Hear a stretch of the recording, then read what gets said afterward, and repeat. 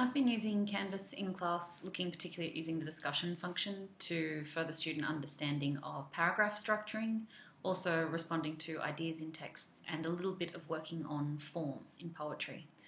The first task that I did with my Year 11 class, since they've all got the laptops and I wanted them to be able to use them constructively in class, was to create a task in the discussions section where we were looking at contrasting ideas and so on about Fight Club, the novel, and as part of our American Dream unit was this task here.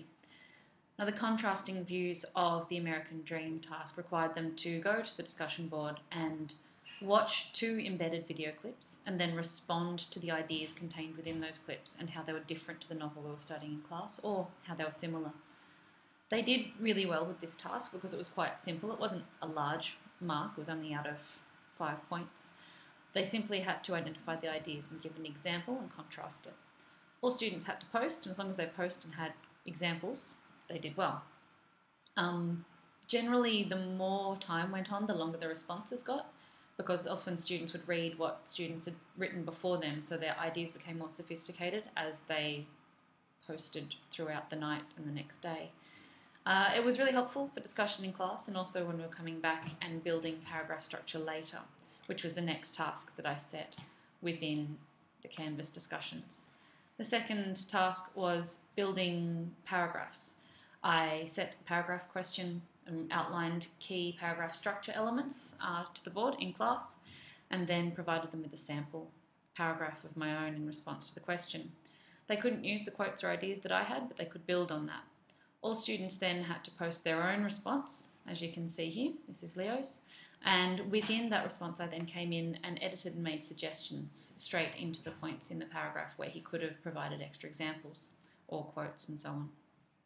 All students also had to comment on 2 other students' works, which meant that they had to read other students' works to develop their own ideas, as well as think about how to give constructive feedback.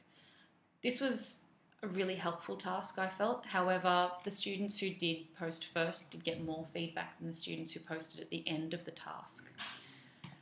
Finally, my personal favourite task that I've done so far is a poetry task to teach form.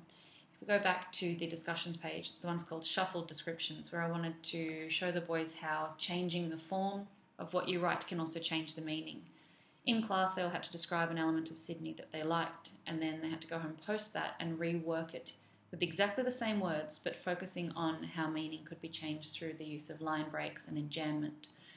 All students posted to this, and while no one commented on each other's work on Canvas, there was a lot of discussion in class, which was very helpful and ended up in a lot of students deciding to rework poems further and to submit them as part of poetry portfolios at the end of the unit.